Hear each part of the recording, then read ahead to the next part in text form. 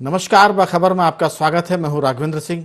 बाखबर में आज हम बात करेंगे गोवर्धन पूजा से जुड़े पारंपरिक और सामाजिक दायित्वों पर। दरअसल गोवर्धन पूजा यानी गाय के गोबर से दीपावली के बाद आज भी 5 दिवसीय दीपावली का एक कह सकते हैं कि आज आखिरी दिन कह सकते हैं। और उस आखिरी दिन मध्य प्रदेश के मुख्यमंत्री शिवराज सिंह चौहान ने गोवर्धन पूजा की एक बड़े उत्सव की तरह उन्होंने उसको मनाया। अंग्रेजी में कह सकते हैं कि इसको इवेंट का रूप दे दिया है। लेकिन गाय गांव से गायब है, सड़कों पर गाय है। लोग लंपी वायरस की वजह से उनकी बीमारी का इलाज ढूंढ रहे हैं, इलाज भी हो रहा है। लेकिन गोवर्धन के जरिए गौवंश की सुरक्षा का मामला है और मुख्यमंत्री शिवराज सिंह चौहान ने कहा कि ये अकेले सरकार की जिम्मेदारी नहीं है, समाज की भी है। इसी मुद्दे पर हम विस्तार से बात करेंगे कि आखिर गोवर्धन पूजा के साथ क्या गाय की सुरक्षा हो जाएगी, क्या समाज जाग जाएगा या सरकार उसको डंडा लेकर जगाएगी। चर्चा शुरू करने के पहले सुन लेते हैं मध्य प्रदेश के मुख्यमंत्री शिवराज सिंह चौहान ने इस मुद्दे पर क्या कहा और फिर आगे चर्चा बढ़ेगी। पेड़ पौधे कितने जरूरी है, अभी स्वामी जी बता रहे थे। वो नहीं रहेंगे तो हमारा अस्तित्व कहाँ रहेगा, कोई ये तो बता दे। प्रकृति का दोहन करो और नहीं तो सब बर्बाद हो जाएगा, कुछ नहीं बचेगा। मित्रों, अगर इस धरती को बचाना है तो हमको अपनी जीवन शैली में परिवर्तन लाना पड़ेगा। लेकिन एक काम और जिसका जिक्र मैं आपसे करना चाहूंगा, जो बहुत महत्वपूर्ण है, और वो काम है गोवंश का सही उपयोग हमको करना होगा। हमने गोवंश के संरक्षण के लिए अनेकों प्रयास प्रारंभ किए हैं उसमें, लेकिन आपका सहयोग चाहिए। लेकिन इसके पहले मैं ग्रीन सिटी इंडेक्स रैंकिंग की जो बात आज की है, मैं विभाग को बधाई देता हूं।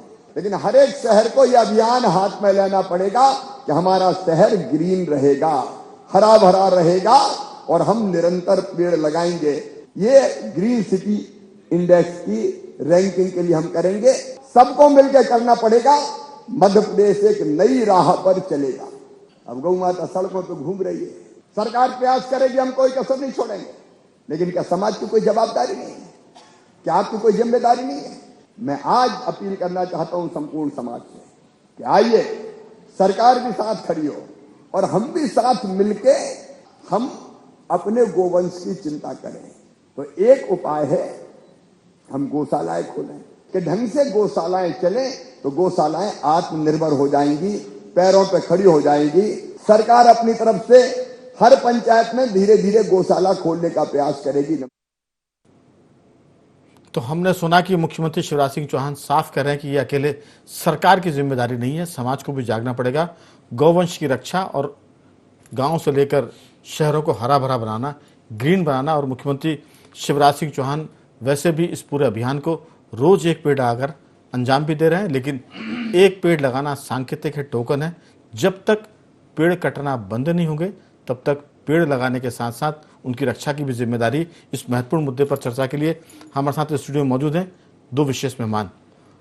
मध्य प्रदेश के वरिष्ठ पत्रकार आशीष दुबे जी, सामाजिक सरोकार से जुड़े विकास बोंदिया जी, ये वॉइस ऑफ भोपाल के अध्यक्ष भी हैं, और रायपुर से हमारे साथ जुड़े हैं वरिष्ठ पत्रकार गंगेश जी। आप सभी का बहुत बहुत स्वागत है।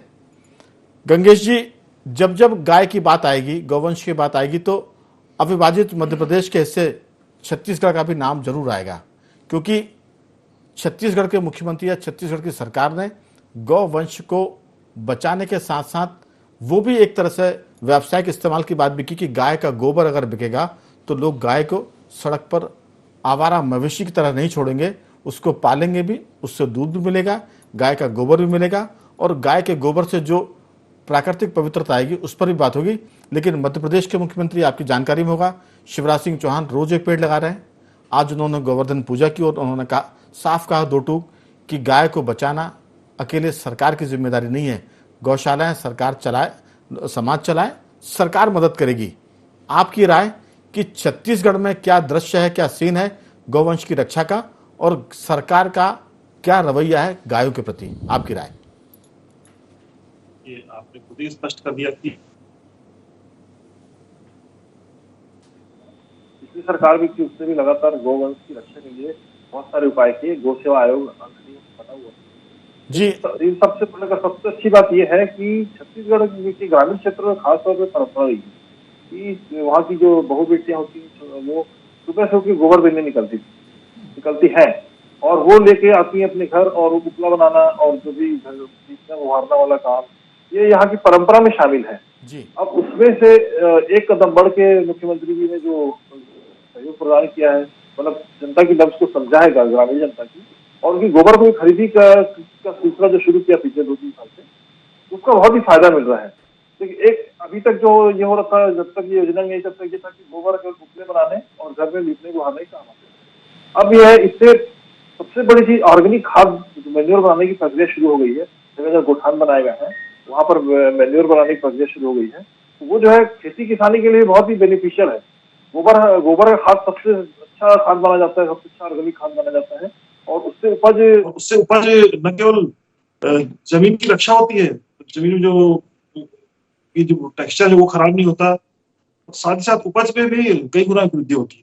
इस तरह से कई पहलुओं से सरकार यहाँ की गोवंश की रक्षा का प्रयास कर रही है। और ये जो योजना है कि गौशाला बनाने की योजना छत्तीसगढ़ में पहले से चल रही है। पिछली सरकार में कई सरकार थी, उन्होंने भी काफी प्राइवेट लोगों को गौशालाएं दी थी और उनको पर गाय पेमेंट होता था। वो योजना अभी भी लागू है। लेकिन ये जो नई योजना आई है, खासतौर पर अभी एक और नई योजना आ गई है गौमूत्र की।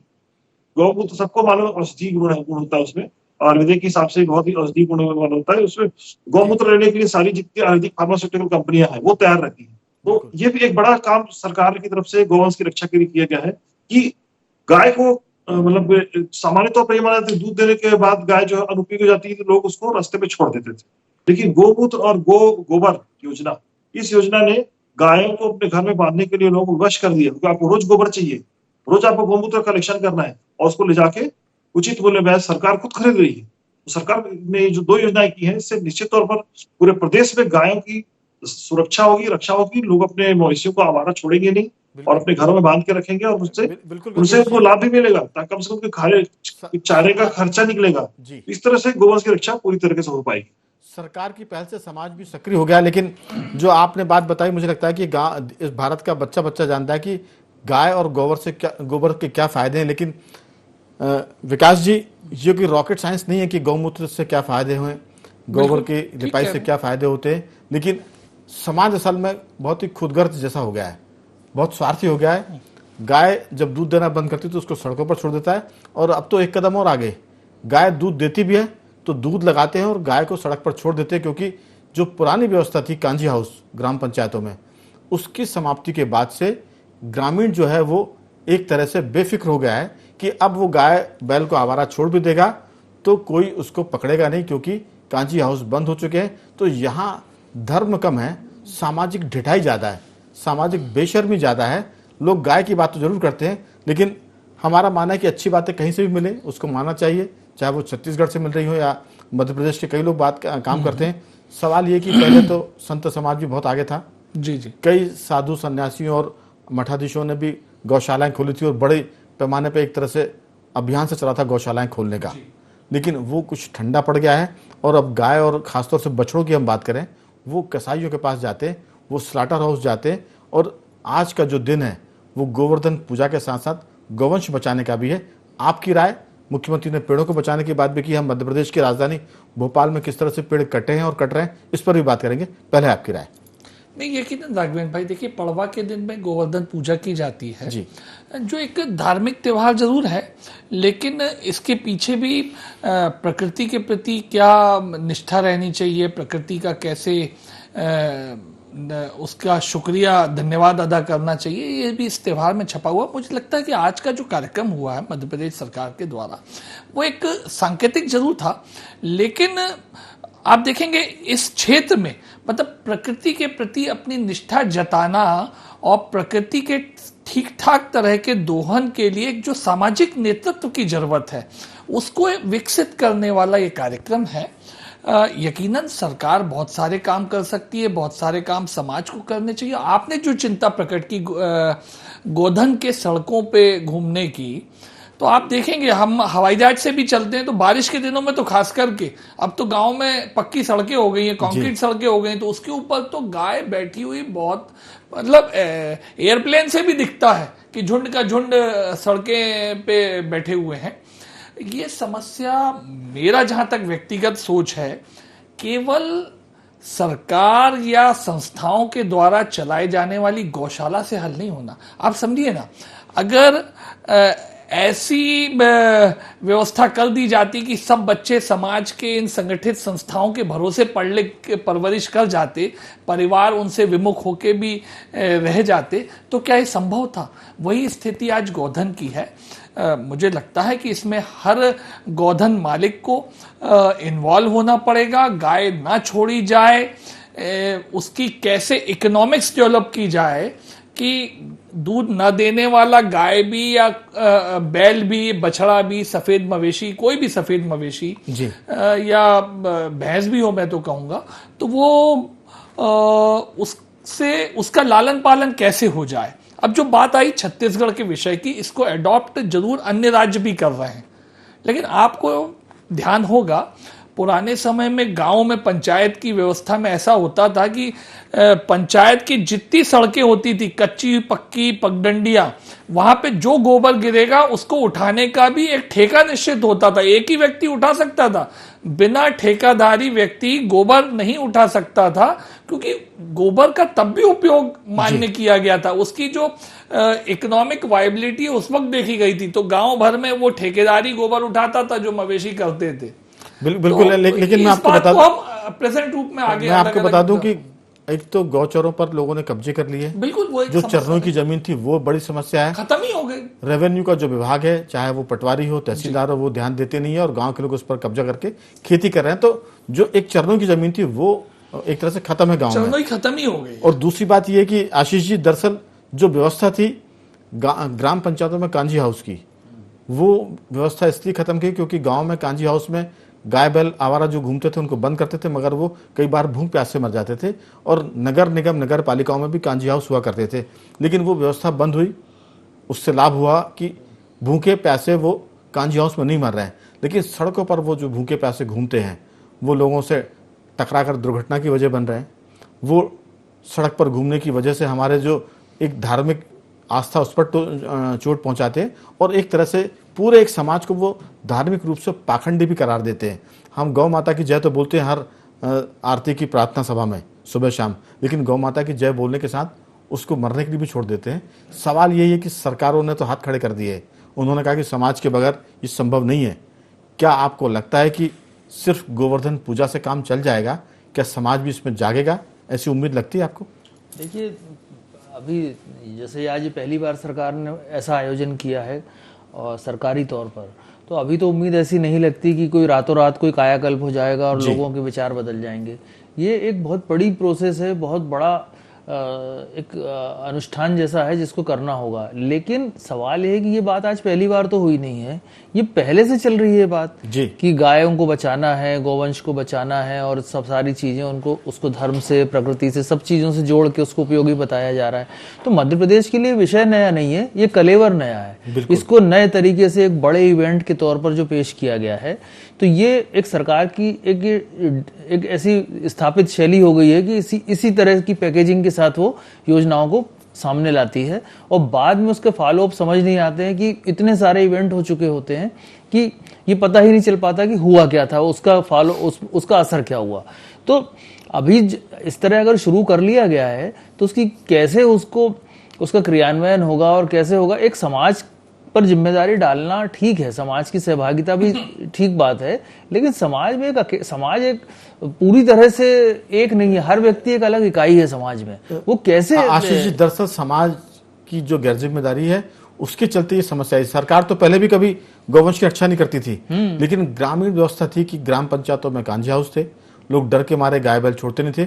और मैं एक चीज जरूर जोड़ूंगा कि तकनीक ने भी इस पूरी बर्बादी में एक बड़ी भूमिका निभाई है। जब से गाँव में ट्रैक्टरों का चलन बढ़ा है, पहले लोग खेती करते थे, उसमें 2 बैल लगते थे, एक गाय भी लगती थी घी दूध के लिए। अब जब से वो ट्रैक्टर आ गए हैं तो लोगों ने बैलों को पालना बंद कर दिया, वो स्लॉटर हाउस जा रहे हैं कटने के लिए। और गाय इसलिए नहीं पालते क्योंकि जब बैल से खेती नहीं कर रहे हैं तो गाय पालने की जरूरत क्या है? डेयरी का दूध आएगा पैकेट का, उससे काम चल ही जाएगा। तो ये मुझे लगता है कि जो एक मानसिकता बदली है खुदगर्जी की, वो बड़ी समस्या है। बिल्कुल सही बात है। समाज, ये बात सही है कि समाज की ही जिम्मेदारी है, लेकिन जब सरकार ने जिम्मेदारी ओढ़ ली और सरकार उसको कई सालों से जो है इस तरह से बातें, चाहे बीजेपी की सरकार रही हो, मध्य प्रदेश की हम बात करें, और उसके बाद कांग्रेस की आई और फिर बीजेपी, बिल्कुल सबने यही बात करी। तो जब सरकार जिम्मेदारी ओढ़ लेती है फिर समाज बहुत सारी जिम्मेदारियां छोड़ने लगता है। बिल्कुल। तो ये स्थितियां जो है ये सरकार खुद पैदा कर लेती है, कहीं ना कहीं अनजाने में या जाने में। मुझे तो लगता है कि सरकार जिस भी किसी काम में हाथ लगाती है, उस काम में भ्रष्टाचार और असफलताएं सिर चढ़कर बोलती हैं। बिल्कुल, बिल्कुल। चाहे वो केरोसिन की सप्लाई का मामला कभी हुआ करता था, केरोसिन की चीज, अभी हम जब छोटे हुआ करते तो एसीसी सीमेंट की राशनिंग होती थी, एसीसी सीमेंट ब्लैक में बिकती थी। तो सवाल है कि सरकार का काम नहीं है ये। मैं लौटूंगा आपके पास। ये गंगेश जी, सरकार इसको थोड़ा सा मदद कर सकती है, लेकिन ये जिम्मेदारी तो जनता की है, समाज की और ग्रामीण परिवेश की, क्योंकि शहरों में तो कई शहरों में तो गाय और भैंस पालने की अनुमति नहीं है। लोग कानून तोड़कर गाय भैंस पाल सकते हैं, लेकिन अनुमति नहीं है, नगर निगम वाले उसको पकड़ कर ले जाएंगे। असली मुद्दा गांव देहात का है, वहां गैर जिम्मेदारी बढ़ी है, तो वो आवारा मवेशी सड़कों पर होते हुए शहरों तक भी आते हैं। आपकी राय की इस पूरे मामले में सरकार के साथ साथ समाज के बगैर कोई काम चलेगा? क्योंकि सरकार तो मदद कर सकती है, करना तो समाज को पड़ेगा। जी, आपका कहना एकदम वाजिब, मैं इस बात से एकदम सहमत हूँ कि गाय जो है एक्चुअली ग्रामीण अर्थव्यवस्था का हिस्सा है शुरू से, आदिकाल से। जब मानव जब खोली और जंगल से निकल के खेती बाड़ी में आया तो उसको पशु की जरूरत पड़ी। दूध के लिए हमेशा गाय बकरियां ये पालता रहा। वो गाय उसमें से सबसे ज्यादा इसलिए तेजी से मतलब अडॉप्ट की गई क्योंकि गाय का दूध बहुत गुणकारी होता था। माँ के दूध के समान माना जाता है गाय का दूध। जिस किसी बच्चे के जैसे माँ को दूध दिया, लोग गाय का दूध पिला के उसका पालन पोषण करते हैं। वहीं से मुझे लगता है कॉन्सेप्ट आया कि गाय हमारी बात है। लेकिन ग्रामीण अर्थव्यवस्था में जो पहले जब जो हिस्सा था, आपने कहा कि चराई के क्षेत्र हट गए, मतलब गायब हो गए। खासतौर पे जो जमीन भू माफियाओं का इस बहुत बड़ा योगदान है। शहरी क्षेत्रों के आसपास ग्रामीण क्षेत्रों का, जैसे हम अपने रायपुर शहर देखते हैं, रायपुर के आसपास जो ग्रामीण क्षेत्र थे करीब 50 से ज्यादा गाँव तो उस रायपुर में शामिल हो गए। उनके जितने चराई के क्षेत्र सब जगह पे यहाँ की गवर्नमेंट की भी जो इकाइयां, उन्होंने भी चराई के क्षेत्र को पहले कब्जा किया। इसके अलावा जो भूमाफिया है वो भी उन एरिया को कब्जा करके वहां पे अपने प्रोजेक्ट लाने शुरू कर दिए। यही हाल अब गांव तक चला गया है। ग्रामीण क्षेत्रों में लोग अब इस मामले में जागरूक हो गए कि जल्दी जमीन जो है जल्दी पैसे देता है, तो जमीन की जो खरीद फरोख्त तो शुरू हो गई है। ये जो चराई क्षेत्र बहुत तेजी से खा रहा है और ग्रामीण अर्थव्यवस्था में इसमें निश्चित तौर पर बिना एक गाँव के सरपंच के और वहां की ग्राम पंचायत के इस व्यवस्था को सरकार सख्ती से लागू नहीं कर सकती। सरकार पर दबाव बना सकती है, योजनाएं लाके दे सकती है, लेकिन ये जागरूकता हर स्तर, ग्रामीण स्तर पर लाना पड़ेगा। इसमें सरपंच और ग्राम पंचायत की जिम्मेदारी बनेगी। कुल मिलाकर अगर सरकार चरणों की जमीन कब्जे से बाहर निकालना शुरू करे तो गांव में बड़ी हजारों एकड़ जमीन मिल जाएगी, जो एक तरह से मवेशियों के लिए चारे की जुगाड़ हो सकता है। विकास जी, इस पूरे मामले में गौ सेवा और गौ दुग्ध उत्पादन को अगर कुटीर उद्योग से जोड़ दिया जाए तो मुझे लगता है कि जब तक ये लाभ का काम नहीं होगा तब तक कोई इसमें हाथ डालेगा नहीं, क्योंकि सेवा की स्थितियां अब बड़ी कम है। लोग कहते हैं कि इस सेवा के बदले उसे क्या मेवा मिलने वाला है। अगर मेवा नहीं मिलेगा तो फिर सेवा से राम राम है। आपकी राय? नहीं, आप राघवेंद्र जी ठीक बात कह रहे हैं। मैं पिछली बार भी यही बात कह रहा था कि जब तक आर्थिक लाभ की स्थिति नहीं बनती, वो मशीन हो, मानव हो या मवेशी हो, तब तक कोई उसकी देखभाल करने में सक्षम नहीं। लेकिन छत्तीसगढ़ सरकार ने जो उसको अर्थ से जोड़ दिया कि गोबर आप लाएंगे तो हम छत्तीसगढ़ सरकार ने एक अच्छा काम किया है, लेकिन आप बड़े पर्सपेक्टिव में देखिए, सरकार का इंटरफेरेंस, जो आप कह रहे थे ना कि गवर्नेंस तो हो लेकिन गवर्नमेंट का इन्वॉल्वमेंट कम हो। अब मुझे नहीं मालूम क्या स्थिति है, क्योंकि मात्र 138 करोड़ का 1.5 साल में गोबर खरीदा गया। तो अब इतने मवेशी हैं और छत्तीसगढ़ की हम कल्पना कर लें, 138 करोड़ का गोबर खरीदना मात्र कोई बहुत बड़ा, छत्तीसगढ़ बहुत छोटा सा राज्य है। नहीं वो ठीक है, लेकिन उस छत्तीसगढ़ सरकार के बजट के मुताबिक और वहां की जनसंख्या जो है उसके मुताबिक 138 करोड़ और जो वहां मवेशियों की तादाद है उसके कंपैरिजन में मैं कह रहा हूं। लेकिन ठीक है, मैं प्रयास की सराहना करता हूं, सिंबॉलिकली अच्छा है, सांकेतिक अच्छा है, और उस प्रयास ने जरूर यकीनन जो चीज आप चाह रहे होंगे कि बहुत सारे लोग अब गोबर सरकार को नहीं बेच रहे होंगे, वो खुद वर्मी कंपोस्ट बना रहे होंगे। भाई वर्मी कंपोस्ट आज अगर शहरों में जाइए तो आप 20 रुपए किलो तक बिक जाता है, 1-1 किलो 2-2 किलो के पैक में। आप गांव में भी अगर ट्रॉली बेचना चाहें तो वर्मी कंपोस्ट की ट्रॉली आराम से 7-8 हजार 10 हजार में बिक जाती है। और वर्मी कंपोस्ट यकीन मानिए गोबर के खाद से 6 गुना ज्यादा नाइट्रोजन कंटेंट रखता है, 16 तरह के उसमें जीवाणु तत्व आ जाते हैं जो केचुआ अपने पेट से निकालता है। तो अनेक फायदे हैं।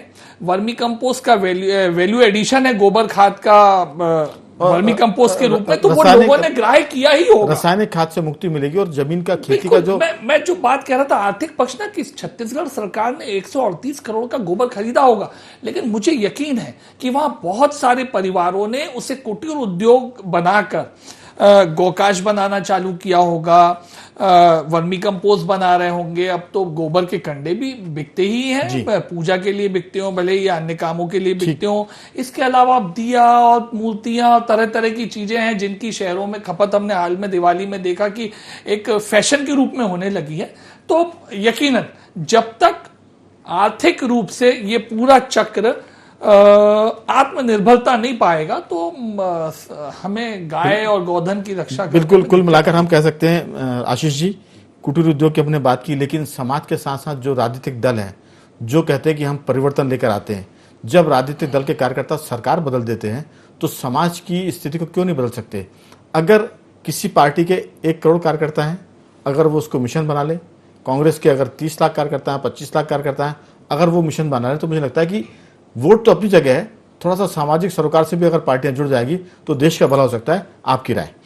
ये तो बात सही है, क्योंकि जो कार्यकर्ता है वो भी समाज का हिस्सा है, वो खुद भी कहीं ना कहीं इन सब कामों से परोक्ष अपरोक्ष जुड़ा होता है। तो वो चाहे तो कार्यकर्ता चाहे तो इसको पॉलिटिकल पार्टी इस तरह से मोटिवेट अपने कॉर्डर को कर सकती है और उसको यानी खाली वोट के लिए क्यों, कुछ जिम्मेदारी समाज की भी निभानी चाहिए, समाज को उसकी जिम्मेदारी दी जानी चाहिए और कुछ उसमें उनको जो भी पारितोषिक हो सकता है, जो कुछ सुविधाएं हो सकती है वो सरकार की तरफ से। एक चीज और जोड़ूंगा आपकी बात को थोड़ा सा काटते हुए कि मुख्यमंत्री शिवराज सिंह चौहान रोज एक पेड़ लगा रहे हैं, हरियाली की उन्होंने बचाने की बात की है।